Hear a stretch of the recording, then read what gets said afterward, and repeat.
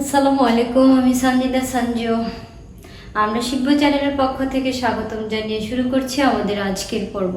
আজকের পর্বে আমরা যা শিখব তা হলো নবম দশম শ্রেণীর অনুশীলনী 13.1 সামন্ত ধারার 23 নং গণিতের সমাধান। চলো দেরি না করে সমাধান করি। দেখো, তোমরা তো প্রশ্ন দেখে ভয় পেয়ে যাচ্ছ, এত বড় প্রশ্ন। হ্যাঁ, তোমাদের গণিত বইয়ে দেখো 23 নং গণিত যেটা আছে সামন্ত ধারার, এটা এই এত বড় এই প্রশ্নটা দেয়া। প্রশ্নটা আমি আগে থেকে উঠিয়ে রেখেছি সময়টা যেন ব্যয় না হয়। চলো আমরা শুরু করি। দেখো, এক ব্যক্তি 2500 টাকার একটি ঋণ কিছু সংখ্যক কিস্তিতে পরিশোধ করতে রাজি হন। প্রত্যেক কিস্তি পূর্বের কিস্তি থেকে 2 টাকা বেশি। যদি প্রথম কিস্তি 1 টাকা বেশি হয়, প্রথম কিস্তি 1 টাকা হয়, তবে কতগুলো কিস্তিতে ওই ব্যক্তি তার ঋণ শোধ করতে পারবে?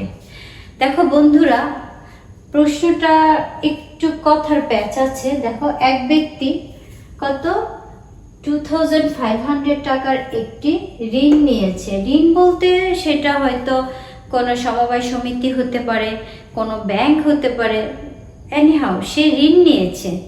তো আমাদের সমাজে এরকম হয়, আসলে বাস্তব ঘটনা থেকেই কিন্তু গণিতের সৃষ্টি। ওকে, তো ঋণ নেওয়ার পর সে রাজি হয়েছে যে সে কিস্তিটা দিবে, মানে টাকাটা পরিশোধ করবে। এখানে কিস্তি বলতে কি বুঝিয়েছে, যেমন সে পার্ট বাই পার্ট অংশে ভেঙে ভেঙে টাকাটা দেবে।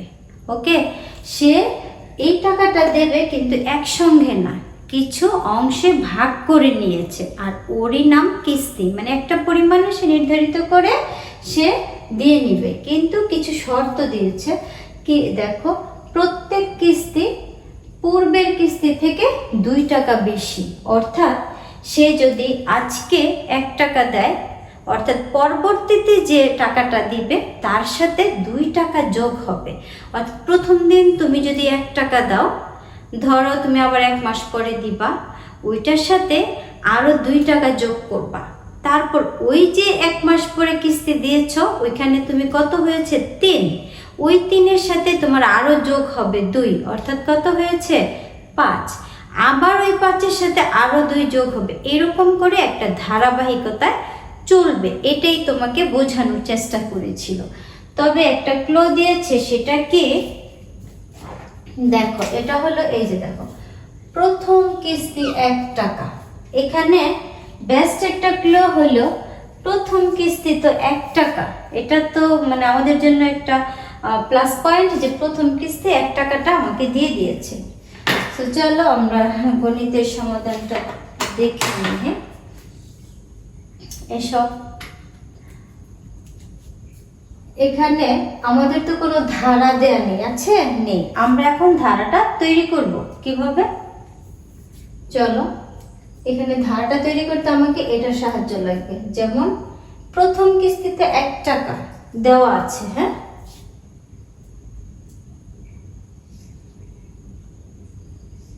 একটু এই পাশ থেকে শুরু করি। বই তো চলে গেল পুরো বোর্ড।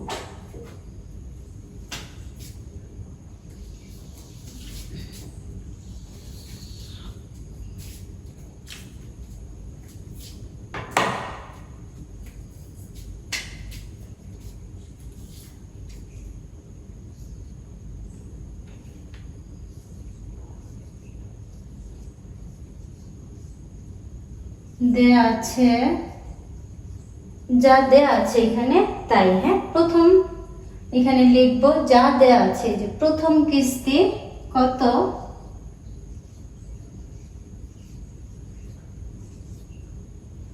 প্রথম কিস্তি পরিমাণ কত। দেখো, প্রথম কিস্তি 1 টাকা হয়। হ্যাঁ, প্রথম কিস্তি কত বলছে, 1 টাকা। প্রথম কিস্তির পরিমাণ দিয়ে দেই একটু,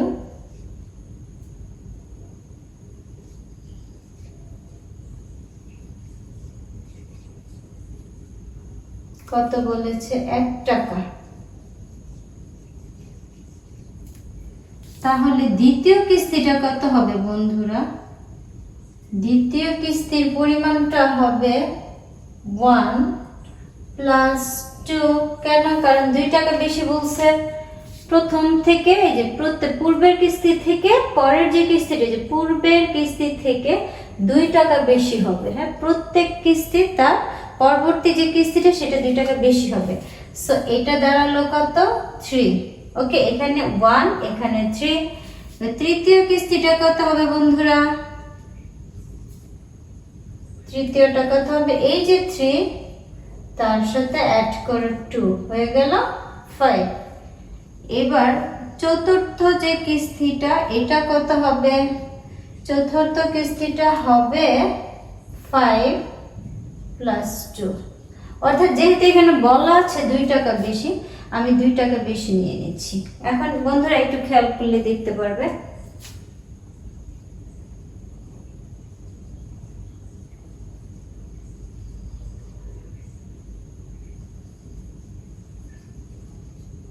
এত টাকা। হ্যাঁ, তো এই যে দেখো, এই যে প্রথম কিস্তির পরিমাণ এত, দ্বিতীয় এত, তৃতীয়, এই যে একটা ধারাবাহিকতাটা একটু খেয়াল করো তো। 1, 3, 5, 7 তাদের মধ্যে কি ব্যবধান দেখতে পাচ্ছ বলো তো? সমান্তর ধারার ব্যবধান। খেয়াল করো, প্রত্যেক কিস্তি যেহেতু 2 টাকা বাড়বে, তার মানে তাদের সাধারণ অন্তরটা কি হবে? সাধারণ অন্তরটা কিন্তু 2 হবে। এখানে দেখা যাচ্ছে একটা সমান্তর ধারা। হ্যাঁ, আমি এটা লিখে নিচ্ছি। দেখা যাচ্ছে কিস্তির পরিমাণ এটি সমান্তর ধারা। হ্যাঁ, দেখা যাচ্ছে, নিজের ভাষায় লিখি, দেখা যাচ্ছে কিস্তির পরিমাণ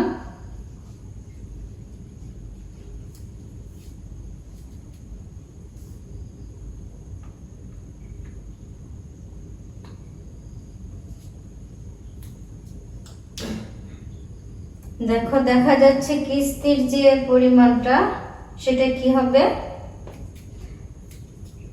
কত? এটা একটা সমান্তর ধারা পরিণত হয়ে গেছে। কিস্তির পরিমাণ লিখি,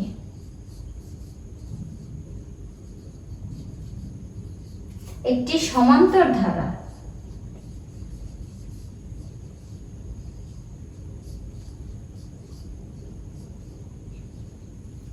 সমান্তর ধারা। ওকে, খেয়াল করো বন্ধুরা, একটি ঋণ, দেখো এত টাকার একটি ঋণ কিছু সংখ্যক কিস্তি পরিশোধ করতে, মানে কিছু সংখ্যক কিস্তিতে সে পরিশোধ করতে রাজি হয়েছে। তো দেখো, প্রত্যেক কিস্তি পূর্বের কিস্তির চাইতে 2 টাকা বেশি হবে। তারপর বলছে যে প্রথম কিস্তিটা হবে 1 টাকা, প্রথম যে কিস্তিটা সেটা হবে 1 টাকা, আর পরের যে কিস্তিগুলো সে কত তার ঋণ শোধ করতে হবে কতগুলো কিস্তিতে, অর্থাৎ তার নাম্বারটা কত থাকবে। তোমরা কি বুঝতে পারছো কি ইঙ্গিত করছে?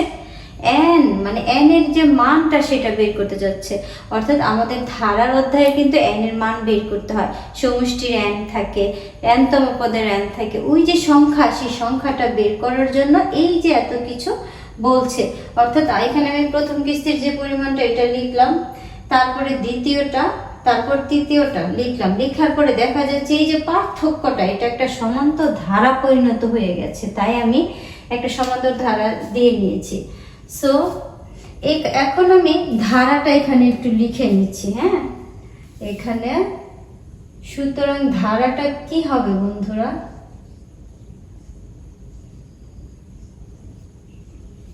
ধারাটি হবে এই যে, এই যে তোমার ধারাটা, এখানে হবে 1 প্লাস কি হবে? ধারাটা সাজাও, 2 প্লাস, সরি এখানে 2 হবে না, এটা হলো 3, এখানে হবে 3, আর আরেকটা আছে সেটা হবে 5, তারপর হবে 7। যেহেতু ধারা, এটা তো চলতেই থাকবে না। এখন আমি যদি এখানে পঞ্চম বসাতাম, সপ্তম, ষষ্ঠ, সপ্তম, অষ্টম, নবম যত বসাও তোমার কিন্তু এরকম অনন্ত বের হতেই থাকতো। সো আমি ধারাটা এখানে দিয়ে নিচ্ছি। এখন বন্ধুরা একটা জিনিস খেয়াল করলে বুঝতে পারবা, এই ধারার মধ্যে তোমার কিন্তু একটা ক্লো আছে।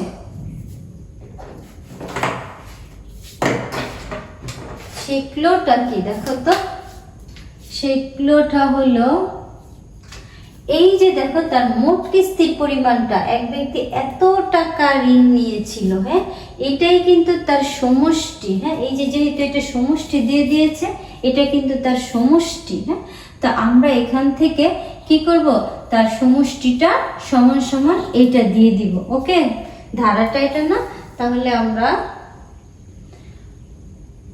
মনে করি সরাসরি দিয়ে দাও SN। SN সমান সমান SN এর সূত্রটা কি বলো তো, n/2 into 2a plus n-1 into d।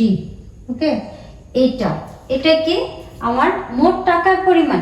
ইচ্ছা করলে তুমি এখানে লিখেও নিতে পারো যে মোট টাকার পরিমাণ এত। হ্যাঁ এখানে আমি দিয়েও নিতে পারো যে মোট টাকার পরিমাণ এত।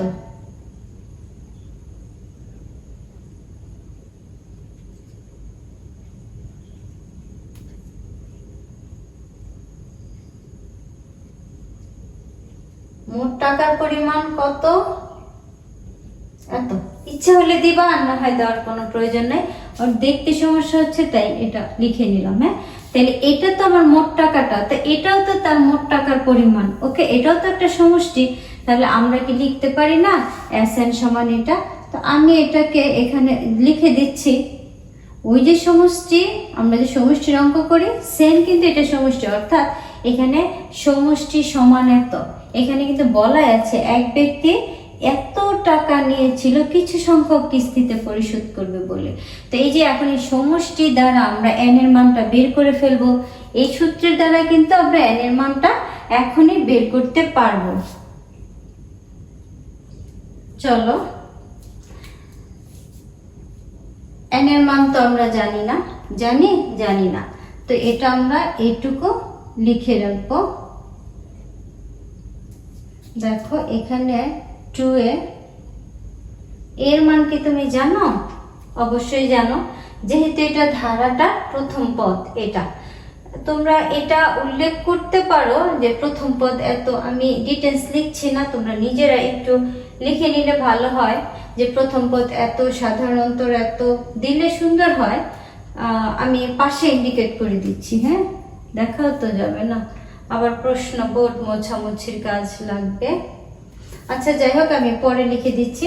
দেখো এখানে তোমার প্রথম পদ এত এবং এর মানটা আমি এখন এই যে প্রথম পদ হলো a দিয়ে দিচ্ছি। হ্যাঁ প্লাস n এর মান তো তুমি জানো না তাই দিবে না, এখানে 1। এবার d এর মানটা দেখো তো 3 - 1 অর্থাৎ এখানে 2। d এর মানটা অর্থাৎ সাধারণ যে অন্তরটা তুমি সেম সমষ্টি সূত্র লিখে এটা করবে। সাধারণ অন্তর d দিয়েছি, এখন দেখো 2500। হ্যাঁ বা এই যে n এখানে থাকবে, এটা দেখো তো এটা কি গুণ আকারে আছে না 2। এখন এই যে এটার সাথে যদি তুমি গুণ করো, এই যে n এর মান তো তুমি জানো না, এটার সাথে তুমি গুণ করে দাও। হ্যাঁ প্লাস কি দাঁড়াবে দেখো তো, এটা গুণ করলে 2n। আর এই যে এটা খেয়াল করো বন্ধুরা, এই যে এটা এই 2 এর কিন্তু এই চিহ্নটা আমি আবার ইন্ডিকেট করে দিচ্ছি।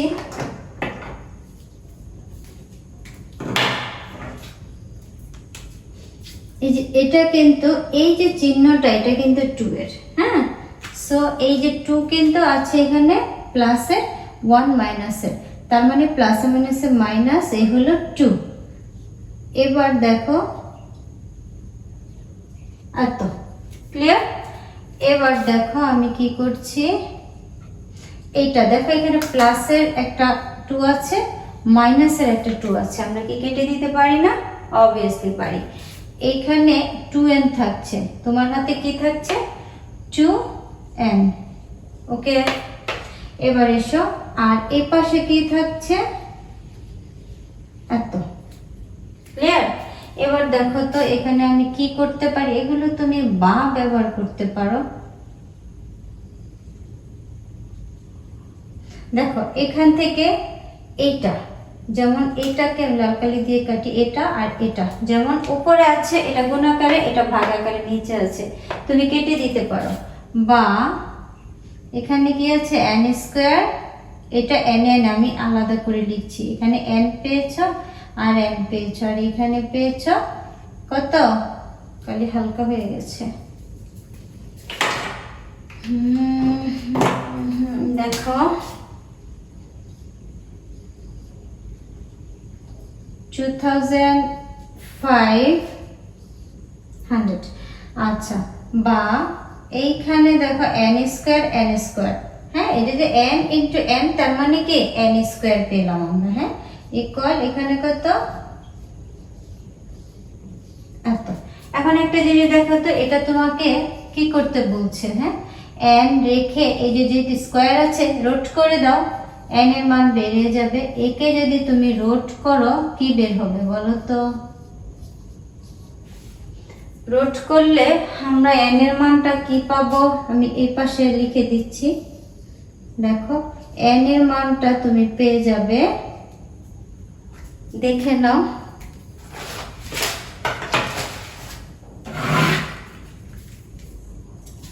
2500।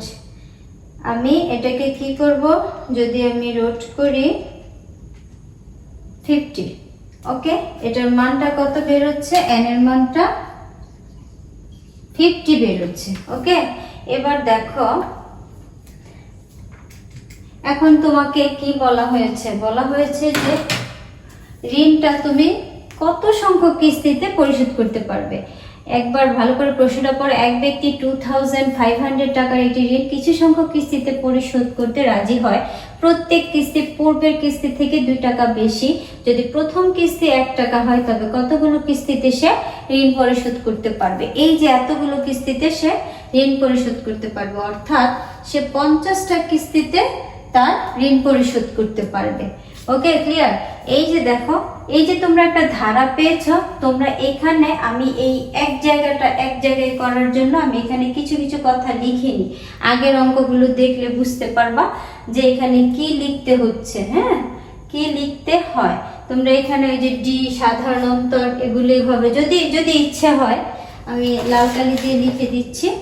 এখানে এই যে এই ধারা লেখার পরে তোমরা এটা লিখে নিতে পারো যে a সমান কত, ধারা লেখার পরে a সমান 1, তারপর d সমান কত, d সমান 5 না 3 - 1, ইচ্ছে এ হলো 3 - 1 ইকুয়াল টু কত 2। তোমরা এটা লিখেও নিতে পারো। আর কি আছে, পদ সংখ্যা কি এখানে দেয়া ছিল না, আমরা নিজেরা বের করেছি। আর সমষ্টি Sn এর যে মানটা, এই যে Sn দেয়া ছিল 2050। ইচ্ছে হলে তোমরা এইটুকু ধারার পরে এটা লিখে নিতে পারো, তাহলে অঙ্কটা আরো সুন্দর দেখা যাবে। তাহলে আমি প্রথম কি করেছি, দেওয়া আছে মোট টাকার পরিমাণ এত, তাহলে কিস্তি পরিশোধের যে টাকাটা, এটা কিস্তির যে পরিমাণটা সেটা হবে কত 1। কিস্তি পরিশোধের যে পরিমাণ, হ্যাঁ এটা পরিশোধের পরিমাণ লিখলে আরো সুন্দর, কিস্তির পরিমাণ নয় পরিশোধের পরিমাণ লিখে দাও, কিস্তি পরিশোধের পরিমাণ। তাহলে দাঁড়াও, কিস্তি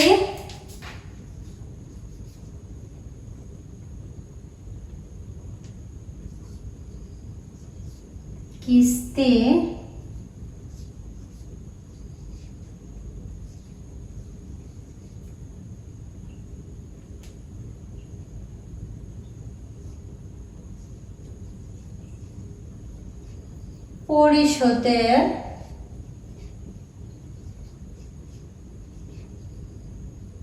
যে পরিমাণ, হ্যাঁ